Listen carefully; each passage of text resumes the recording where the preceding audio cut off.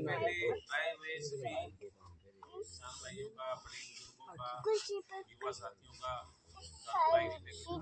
तरफ से हार्दिक स्वागत है कि आप अपना कीमती समय निकालकर इस किसान गोष्ठी में आए हो। इसके लिए मैं आपका हार्दिक स्वागत है। तो आज है यहाँ आपके भी जाने का मुख्य उद्देश्य था जी, जो अभी हमारे आने वाली धान की फसल है उसके बारे में कुछ आपसे सीखने के लिए, कुछ आपसे साझा करने के लिए यहाँ आए। तो हम जी तालुका एग्रीटेक लिमिटेड कंपनी की तरफ से हैं, जो कंपनी सन 1980 में स्थापित हुई थी, जिसको 45 साल शुद्ध अपनी इंडियाई भारतीय कंपनी है, जो समय समय पर किसानों को अच्छे अच्छे उत्पाद लाकर देती है, जिससे भी हमारी खेती की पैदावार अच्छी हो।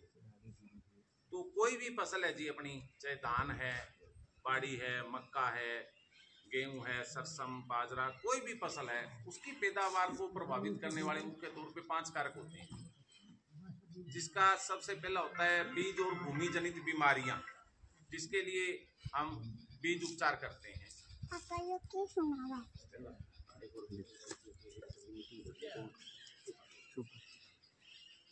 बीज और भूमि जनित बीमारी के लिए जी हम है जो बीज उपचार करते हैं। दूसरा आता है जी खरपतवार, जो घास फूस बोलते हैं, वो अगर फसल में हो जाए तो पैदावार कम हो जाती है। तीसरा है जी खादों का असंतुलित प्रयोग। चौथा कीट और बीमारी, और पांचवा होता है मौसम, जो कि अपने हाथ में नहीं होता। तो अभी जो अपनी धान की फसल लगाएंगे हम, उसमें सबसे पहले धान लगने के 3 दिन के अंदर अंदर हमें घास की दवाई डालनी होती है।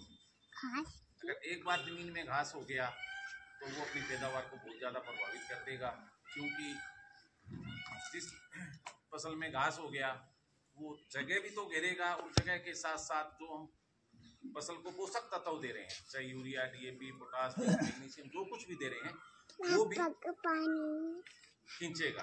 तो पौधे की खुराक है वो घास खींच लेगा, पौधे को अच्छी खुराक नहीं मिलेगी तो वो अच्छे से ग्रोथ नहीं कर पाएगा। उसके लिए जी 3 दिन के अंदर अंदर हम डालते हैं जो क्रेटिलाक्लोर डालते हैं, क्रेज एक्स, रिपीट, इरेज वगैरह जो दवाई डालते हैं, वो सभी घास को नहीं रोक पाती है। कुछ जिद्दी घास ऐसे भी हैं जो फिर भी जाम जाते हैं। उसके लिए तालुका कंपनी पिछले 2 साल से एक नया प्रोडक्ट लेके आई है, केम्पा के नाम से, जो आपने नर्सरी वगैरह में डाला भी होगा।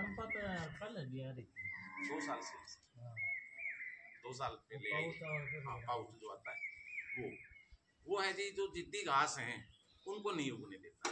केम्पा जैसे नर्सरी है, उसमें तो 1 कनाल में 3 ग्राम डलता है, और जो अपना खेत है जिसमें खेत में ट्रांसप्लांटिंग करते हैं, उसके अंदर 12 ग्राम प्रति एकड़ डलता है।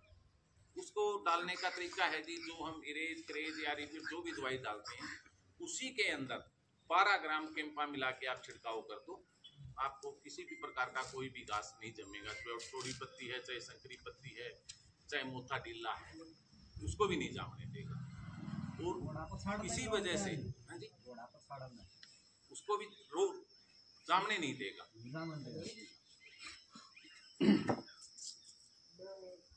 दूसरा, अगर हम किसी वजह से दवाई डालना भूल गए हैं या अकेली रिपीट वगैरह ही डाल दी है और अपने खेत में मोथा जाम गया, मोथा टिल्ला है जो जाम गया, उसको अगर हम 12 ग्राम की ऊपर से स्प्रे करते हैं तो भी ये जला देता है।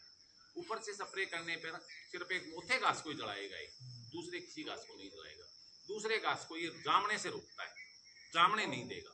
अगर सही टाइम से हमने डाल दिया धान लगने के 3 दिन के अंदर अंदर, तो ये क्या करता है, जमीन की सतह के ऊपर, जैसे ये पानी में जाता है, पानी में जाके जमीन पे फैल जाता है, फैलने के बाद ये जमीन पे एक लेयर बना लेता है।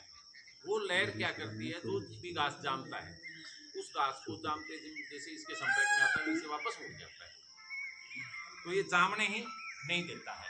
1 सेकंड, हेलो हेलो